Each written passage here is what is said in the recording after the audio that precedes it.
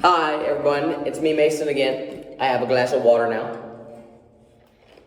Anyways, this is my basement, if you remember. We're going to be doing Act 1, Scene 1 today. So, first up we got Ivy. There was once a young man named Henry Jekyll, in whom fine upbringing and excellent education were combined, with disastrous results. Though he seemed at the outset to be destined for happiness, to travel through life in the cushioned compartments of wealth and privilege, to enjoy the esteem of his fellow men and the fond admiration of women. Sadly, this was not the fate allotted to him. Instead, he was to be doomed and miserable and hated by all of humankind. How this came to pass and whose fault it was, it is now our pleasure to relay. And now we got Ambrosia. Oh, listen, mother, the carolers. This is Euphronia. The what? Oh, yes, how perfectly delightful. Ambrosia. Ivy, go and open the window, a crack, so we can hear them better. Ivy. Yes, Miss Jekyll. Euphronia. Ambrosia, really, the draft. Ambrosia. I'm sorry, mother, I forgot you were languishing. Right. Next page. Woo! Exciting. Euphronia.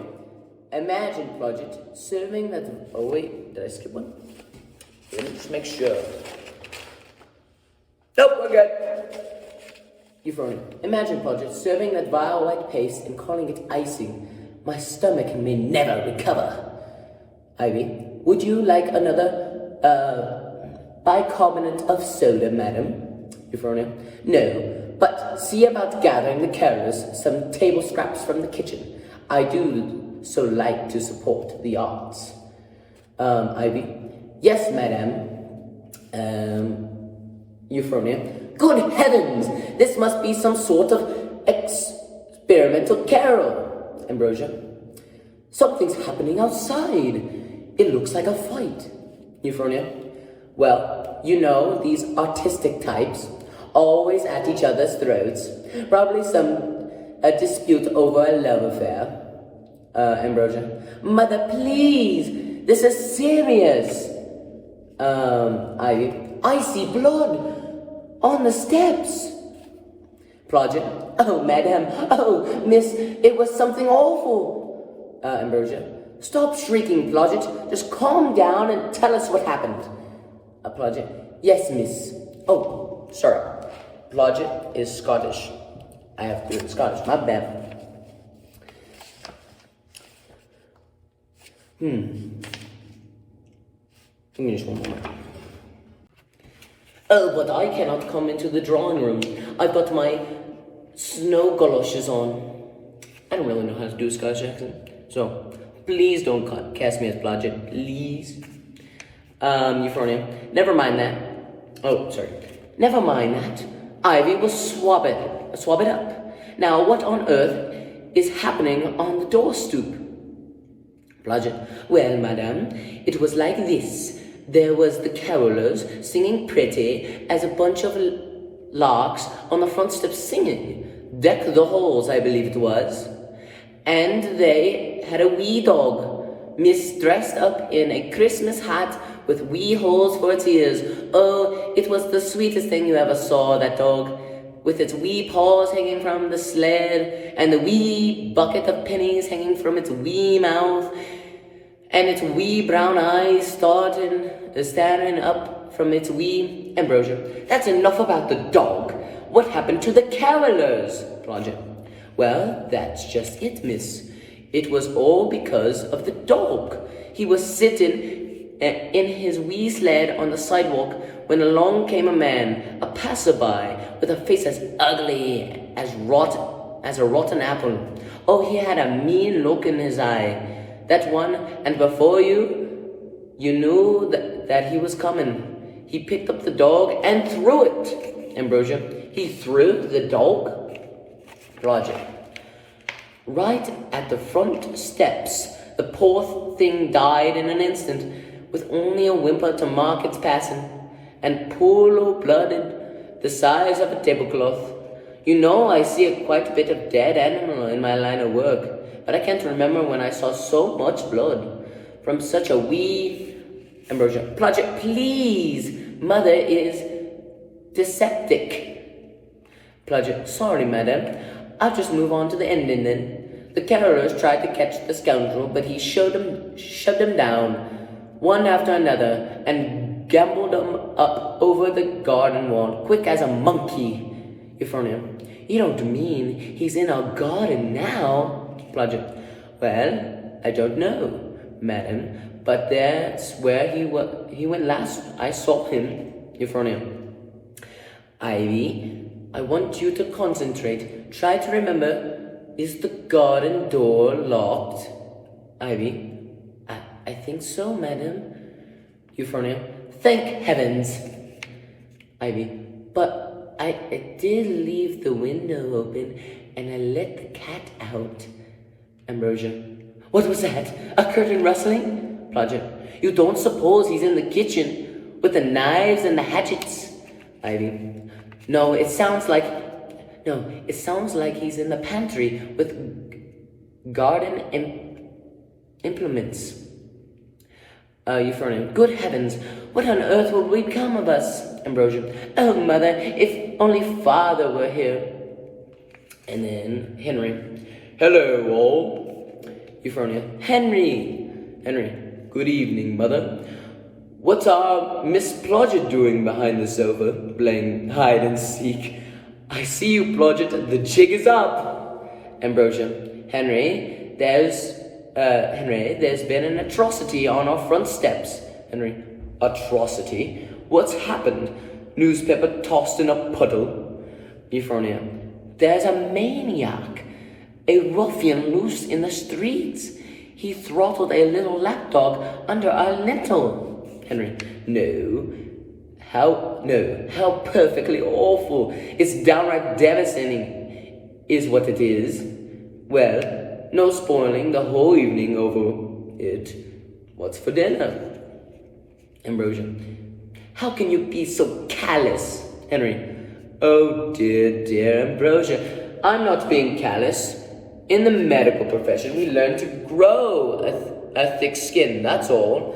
Day after day, we see twisted, contorted bodies clamber up to our offices, wrapped in pain, coughing up organs, bleeding geysers of blood. We can't let every bit of suffering affect us, or we'd be too miserable to help anyone at all. Euphronia, you're perfectly right, my dear. Thank heaven your medical dispassion. We ladies so often require a doctor's hand to pull us from these horrid torrents of feeling. Henry, now then, let's all put this dreadful dog incident behind us and try to salvage the evening. Plodger, we're having a nice ham, Dr. Jekyll, and creamed cabbage. Henry, wonderful, I'm famished. And set another chair at the table, Ivy. Cousin Xavier's joining us. Euphronia, wait, Ivy. Yes, sir. Euphronia, Henry, have you forgotten Miss Dewthistle is coming? I arranged it especially with her mother at the Hollings, Buford Smith, charity luncheon. Henry, yes, Miss Dewthistle. I suppose I had forgotten. Well, the more the merrier. The more the merrier. Ambrosia. And Lady Throckmortonshire with those horrid daughters of hers. Henry, oh no, they aren't coming tonight. Euphronia, Lady Throckmortonshire is my dearest friend, and I refuse to hear any slanders against her or her family. Ambrosia, but she's insufferable. Henry, those hats of hers, like something crawled out of a sewer and gave birth on her head. Ambrosia, and those pug-nosed little twins, one can never tell apart. Henry, except for the lisp, of course. Penelope was born with a lisp.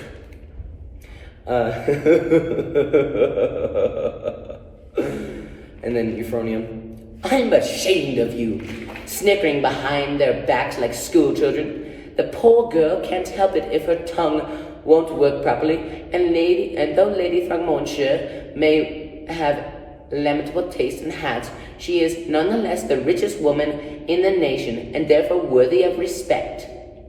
Henry, you're right, of course. We promise to behave. Euphronia, see to it you do. Ambrosia, come along and help me with my hair. The strain of the afternoon has caused it to list inelegantly downward. Ambrosia, yes, mother. Now, Henry, you have to pay attention to Miss Dewthistle tonight. You mustn't spend the whole evening talking medicine with Cousin Xavier. But I don't know what to say to Miss Dewthistle. She unnerves me. Ambrosia, you like her, don't you? And this is Henry. Well, of course I like her. Ambrosia, and you want to marry her? Henry, I don't know about that. Perhaps someday, but for now, I'd rather be wed to science. Ambrosia, Henry, listen to me. It's not good for you to spend so much time in the laboratory. You have to marry and have children before your hair drops out. And Miss Dewthistle's family has a great deal of money, and you know how strapped we are now that father's... Ivy, Mr. Utterson is here, Miss. Ambrosia, well, show him in, you fat-headed twit. I hope he isn't wearing those ridiculous spats. They make him look such a lame little wood duck. And this is Xavier. Evening, all. Sorry I'm late. Had to fight my way through the snowdrifts and all. Leaving so soon, Ambrosia. Ambrosia, I'm off to labor neath the ramparts of Mother's Chingon. If I'm not back in an hour, send a search party. Xavier. Yes, well, I dare say we will. Good grief. What's that fuzz all over your jacket, old chum? Looks like dog hair. Henry, dog hair? No, dog hair? Why, no. It must have come from the rabbits at the laboratory. I don't mind saying I've grown quite fond of injecting rabbits with different diseases. Smallpox, influenza. It's remarkable how they all shriek with... I've got to speak with you in private. Xavier. Very well. Henry. It's a matter of utmost importance. Xavier. Well, what is it? Henry. Not here. In my laboratory. Cousin Xavier. Xavier. Yes. Henry. Prepare yourself for a shock. Remember the experiments I told you I'd begun into the chemical separation of good and evil? Xavier. I dare say it rings a bell. Henry. Well, I've done it. By George, I've done it. I found the chemical compound. Xavier. You don't mean to say. Henry. Xavier. Do you know what I did tonight? Xavier. Sniffed far too much formaldehyde. Henry. I attacked a dog with my bare hands. Xavier. Attacked a dog? Henry. A Christmas dog dressed up like old Saint Nick. Xavier. Look here. This is all very alarming. You seem to be suffering from some sort of nervous condition. Perhaps a few days at the seashore would benefit. Henry. Xavier. Poor, well-meaning, innocent, kind, pathetic Useless Xavier. Don't you see? Must I lead you by the nose like a camel through the dunes? Why, I've solved the problem of our dual nature. With this chemical compound, I can separate the good from the evil in my own hopeless divided self and become purely one or the other. Xavier. But who on earth would want to be pure evil? Henry. All of us. Imagine being free to roam the world, shouting at strangers, kicking and biting, grabbing whatever you want with no inhibition.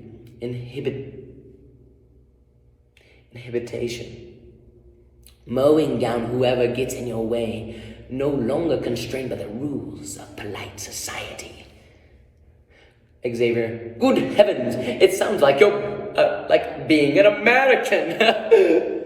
Henry. And then afterwards, free to return to the comfort of society without guilt. Why, it's a dream. And I, Henry Jekyll, have discovered how to make that dream a reality. Come in. Ivy. Dr. Jekyll, the dinner guests have arrived. Henry. Thank you. Tell them that we'll be along shortly. Ivy. Very good, sir. Henry. Oh, and Ivy, there may be a gentleman in the laboratory from time to time, a Mr. Hyde. He'll be assisting me with some experiments, and I've given him a key. Don't be alarmed if you see him here. Ivy. Yes, sir. No, sir. I won't be alarmed. Would there be anything else, sir? Henry. No. Run along. Xavier. Well, I certainly hope this Hyde fellow doesn't know about your experiments. Henry. Ha! I should say he does. Hyde's the name I've given my evil-doing twin. Clever, isn't it? Hyde. As in hide. The part that is normally hidden. Oh, Xavier, I don't expect you to understand the subtle genius of such things, but do say you'll keep it a secret, at least until I perfect the formula. It needs something else, something to make it even more evil. Xavier. It seems awfully dangerous. What if something goes wrong? What if you get caught throwing puppies or kicking passerbys? I dare say your medical practice would suffer quite a setback. Henry. Oh, what do I care about those head colds and broken arms when I am on the brink of the greatest scientific discovery ever made? This is an evil beast lurking in our hearts, Xavier. You can feel him, can't you? Pacing to and fro, yearning for freedom, rattling his corpuscular cage. Xavier. Good heavens! Henry. Well, I've taken a hold of him, and soon, with some minor modifications, I'll be his master, able to unleash him at will, and then leash him back again with my own patented psychoactive elixir. I'll have the evil purged from our breasts and bottled on the shelf, and all the world will thank me, all of them. Xavier. Are you sure you need that potion, old chum? I must say you're exceedingly evil without it. Henry. Oh, this is nothing compared to my real evil side. Is my tie on straight? Miss Dewthistle is coming to dine. Xavier. Miss Dewthistle. Henry. Miss Dewthistle. Xavier. Ah, Miss Dewthistle. Ivy. Miss Dewthistle. Ambrosia. Miss Dewthistle. And then Rosamund. Miss Jekyll. Mr. Utterson. Dr. Jekyll. Henry. Miss Dewthistle. Xavier, did you know that the cerebellum is connected to the frontal lobe by a... Ambrosia. Henry. Miss Dewthistle was telling me recently about her piano playing. Henry. Was she? Rosamunde. Why, yes, of course. Why, yes, actually, I was. Wait, hang on. This is Rosamunde. Why, yes, actually, I was. Oh, I'm not much of a player, but my governess did teach me a few songs when I was a child. My mother had always wanted me to play, she herself being unable to touch the keys because of an allergy to ivory, of course. Poor mother is bedridden now, but I still play for her every afternoon to ease her sufferings from a time. Drink my water. Water. Ambrosia. Miss Dewthistle also plays for the children at the orphanage, knits blankets for the poor, writes poetry, and retrieves injured birds from the wild and nurses them back to health. Henry. Good heavens. Is there anything Miss Dewthistle doesn't do? Rosamunde. Well, I don't drink beer until I've had my breakfast. It's a joke. Ambrosia. Oh, Miss Dewthistle made a joke. Oh, isn't it funny? And then Xavier. Well done, Miss Dewthistle. Henry. Yes. Quite funny. Oh, look here. Here's Mother. Euphronia. Do come and sit down, Lady Throckmortonshire. You must be exhausted from your exertions.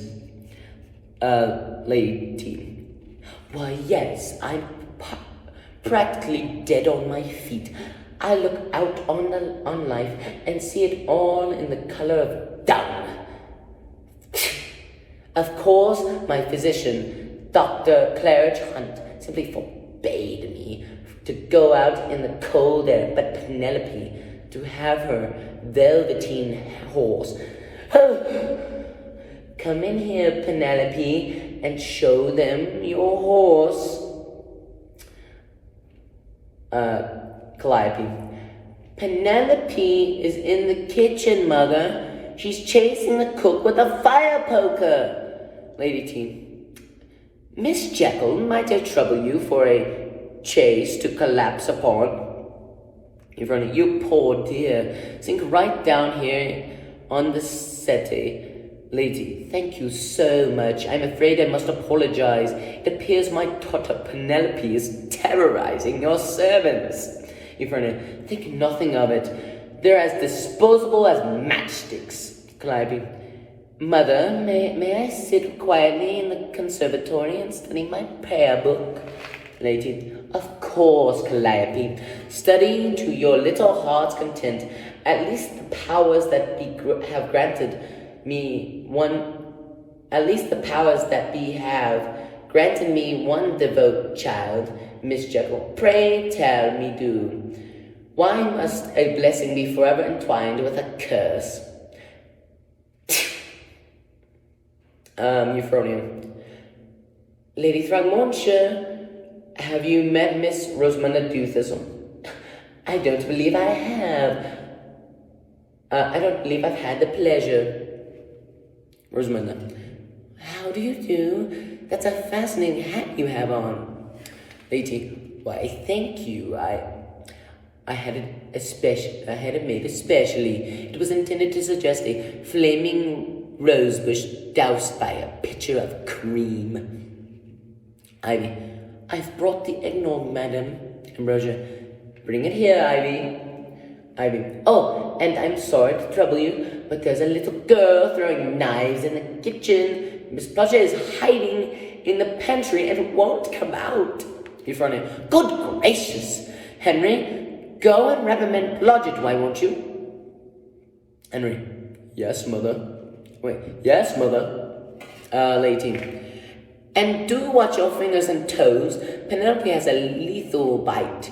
Of course, the venom came from her father's side. Xavier, I'll go with you too. You might need some assistance. Ambrosia. Lady Throgmortonshire, some eggnog. Lady, you dead girl. Rosamunda. Is your husband at sea, Lady Throgmortonshire? I believe I heard he was a ship's captain, Lady. At sea, yes. Always at sea. Just this morning I received a colossal crate from Cyprus full of goldish spears and mummified kittens.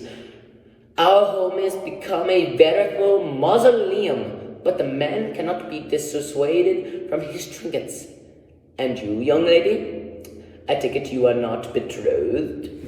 Rosamunda. Alas, no. Ambrosia. But she may be quite soon. Rosamunda. Oh, Miss Jekyll, do stop, do. Lady. Do I deduce a romance is at hand? Euphronia. There is a mutual understanding unfolding between my son and Miss Dewthistle. Lady. Ah, young love. One almost envies them, doesn't one? That we should all swoon about in love like patients under the ether, and never wake, coughing and gasping for air. Xavier. Ah, the famous fire poker. Our little she-devil can't be far. Henry. Xavier, you must help me with Miss Dewthistle. Xavier. Help you? What do you mean, help you? Next page. Henry. I mean, you must help me talk to her. Ambrosia insists on throwing us together, and I have no idea what to say to her. Xavier. Well, why don't you talk about the things women like to talk about? Henry. Such as? Xavier. Oh, I'm no expert, old man, but I believe they generally talk about hats and flowers. Henry. Hats and flowers? Hats and flowers. This will be something of a challenge. Ah, there's the little troublemaker. Young lady, a word if you please. Penelope. What do you want? Henry. I'm afraid it's about the knife throwing. As this is my house, you're in. Penelope. No, it's not. It's my house. Henry. Well, no, it isn't, Penelope, which is why you can't go around chasing crooks with pokers.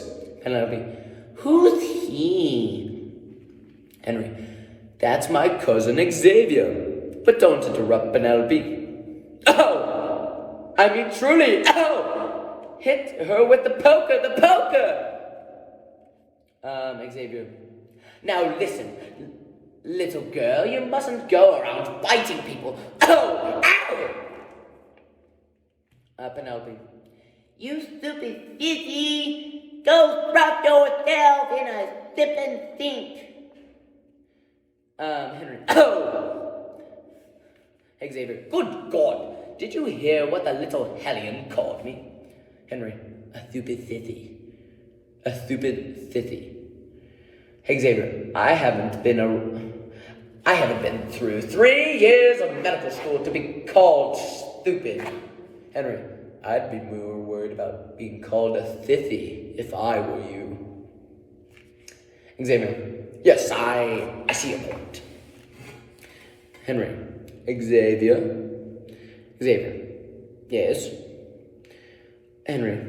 Our encounter with that miniature harpy has given me an idea.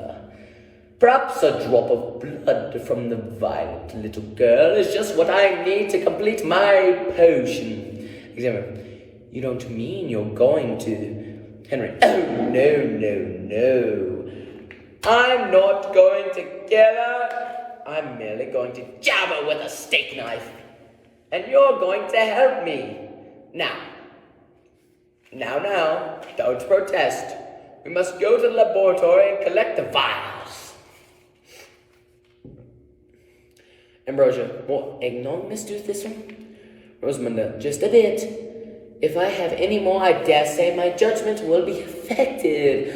I think even propose to your brother myself. Ambrosia. What a break. Anyways, now that you mention it, that may be just what it is required. Euphronia. Ambrosia, I believe you've drunk too much eggnog. Ambrosia. Well, why shouldn't she take the initiative? Henry's so overcome with nerves, he can't put together a sentence in her presence. Why shouldn't she propose? Euphronia. Lady Throckmortonshire, perhaps you can talk some sense into my daughter. Lady. I believe that are certain instances when a lady is justified in approaching a gentleman. If, for instance, he is mortally wounded in battle and bleeding to death, or if he is paralyzed by illness and unable to speak. Ambrosia. But what are we ladies to do? Sit around and wait our whole lives? One feels like a ripe peach dangling from a tree. Rosamund. My gracious. Oh wait, no, Rosamund. My gracious. Lady. A ripe what? Ambrosia. A plum. A pomegranate, a red fruit bursting with little red seeds. Euphronia. Do not be alarmed, Lady Throckmortonshire. My daughter absorbed those dreadful self-expressions on her trip to the continent. Lady. The continent. I've never ventured there myself, but I imagine the worst. Rosamund. Oh, isn't it so dreadful as that? I myself visited Spain this spring, on a mission to hand out soap cakes to the poor. The Spanish gentlemen were extremely agreeable. Ambrosia. Agreeable? Do tell me more. Rosamund. Well, there was one, I recall, who came to my window and sang a song. When I opened it to toss out a soap cake, he gave me a rabbit skin. Euphronia. A rabbit skin? Rosamund. Yes, a soft, warm rabbit skin, brown with white tufts. You see, he was a hunter. Lady. My word, like a scene from the Gretchen Theatre. It's a wonder you weren't impaled.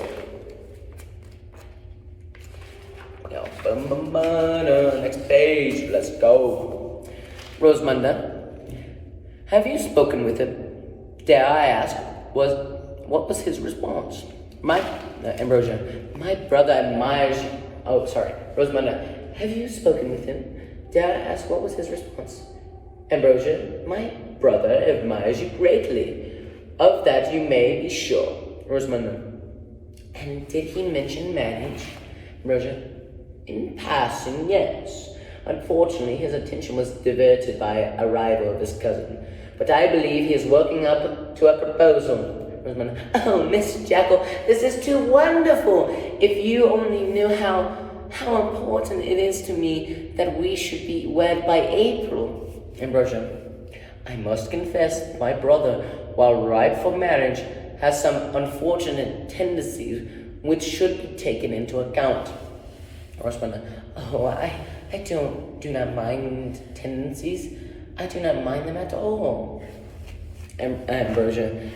There are not the usual tendencies, I'm afraid. He is rather a proclivity for cadavers. Rosamunda. Good heavens! Ambrosia. Not in any unnatural sense. He merely fancies talking about them. Rosamunda. No, I mean, good heavens, there's a little girl knocking at the window. Ambrosia. Oh, yes, so there is. Calliope.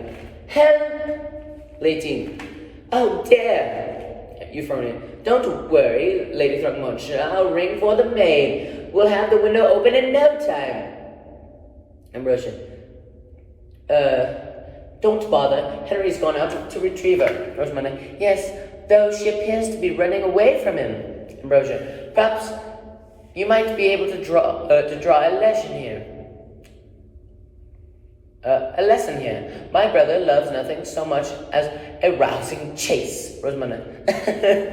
Oh, Miss Jekyll, I shall have to don my earmuffs and race off through the snow. Lady. Calliope, my dear, you're chilled to the bone. Calliope. He's chasing me with a knife. Henry. There you are, little girl. Well done. Now this time I'll hide and you and Xavier can hunt for me. Ollie, oxen free. Euphronia. Henry, really? Cavorting outdoors in this weather, the poor girl doesn't have a coat on. Henry. Oh, don't worry. Penelope's strong as a cart horse. Calliope. I'm not Penelope, I'm Calliope. Lady, please, Dr. Jekyll, she has a weak heart and an undersized spleen. Xavier, did I hear someone call Ollie Oxenfree? I was hidden in the grandfather clock and... Ambrosia, no, it's the good one. Ah! Henry, I'm afraid the games are over. It appears we've mistaken our quarry. And Xavier, yes, I see. Excuse me, madam. I heard the bell ring, but I was all the way down in the... Xavier, no, it's the good one. Ivy, Ambrosia, Miss Dewthistle came along and let Henry escort...